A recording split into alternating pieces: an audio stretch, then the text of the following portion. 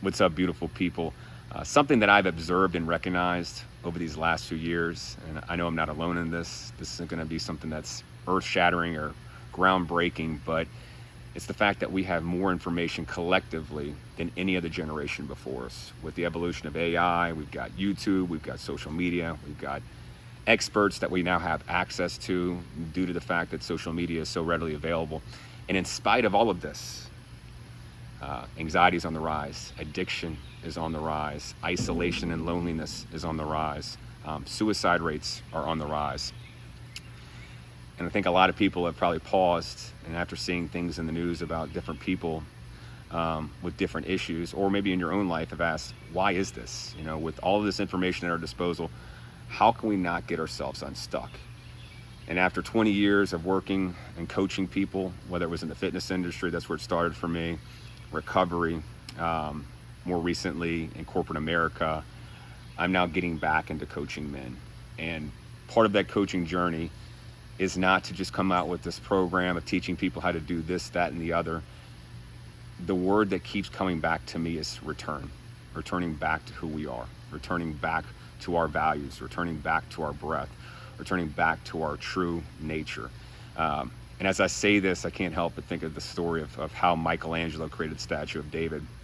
Said that somebody came up to Michelangelo and said, "How did you create this beautiful artwork?" I said Michelangelo was a little embarrassed, and he paused and said, "All I did was just chip it away at everything that wasn't David."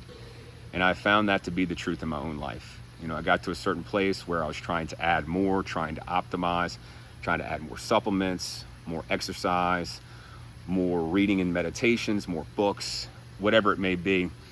And I still felt this level of emptiness, and I still felt that low level anxiety constantly there, almost feeling like I'm waiting for the other shoe to drop. And burnout, you know, that was a huge thing for me, was burnout. And now I've realized, as I've gotten to this certain point in my life, it's not about adding more. In fact, it's about letting go of more. And it can be belief systems, it can be ideas about things, it can be certain things that I've been doing for years. Maybe it's a routine that I've been doing, or a habit that I've been holding on to for a period of time that no longer serves me in this point in my life. And I find that majority of people are still constantly trying to add more, and they're going to social media, and they're going to YouTube, and they're going to these experts and looking for new techniques, new strategies, new fads, new hacks to get their lives better. And I find that every person that I've worked with, you know, whether it's issues related to money, related to addiction, related to lack of confidence, related to their marriage, underlying all of it is, how do I live better? Is really what it comes down to. It really is that simple. And I have found over my years of doing this, and something that I've collectively been doing, is observing, taking note, and doing some pressure testing in my own life. I treat it almost like the scientific method. I have a hypothesis about how something's going to work, and then I'm going to test it. And I'm going to test it objectively. I'm not going to go into it with the mindset of, hey, this is going to work this way. I go into it and I just say, I'm going to test to see how this works out. And then I get the result, and I make a determination of whether or not that thing is something that I should continue to utilize in my life.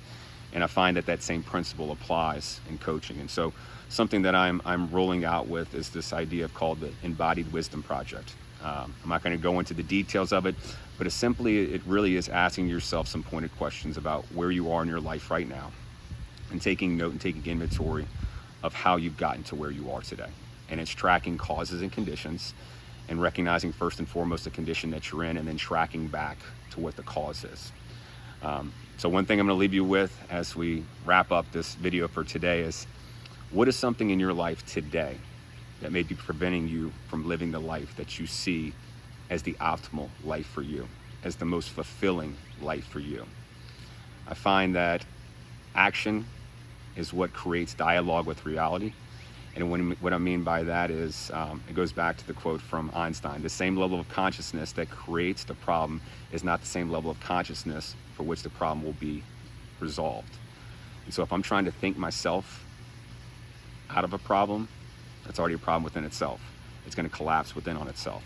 And so action really is the key driver behind this all.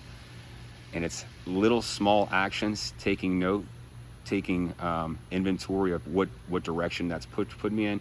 It's almost like a ship on the water. I just have to adjust the rudder just little bits. I don't need to about face. I don't need to completely turn around. It's just making little shifts. But unless I get the boat moving in a certain direction, I can't make a determination of what the next right action is. And so it's little small shifts in what we do on a day-to-day basis. And so last thing I'm going to leave you with is this. You don't have to change everything overnight. In fact, the more that you try to change things and try to do it on a drastic level, the more your nervous system is going to say, forget that. This is way too much. I can't handle this. That's the reason why you see these people going these crash diets, start going into these heavy exercise programs, want to adjust this part of their lives, and they all end up quitting. So it's about making little subtle shifts, and it's about looking at where the things are in our life today and what are the things that we can let go of. So if this is something that you're interested in, I'm going to be having more videos come out about this, more notes, more of my field notes, and kind of elaborating on those things. But I look forward to taking this journey with you.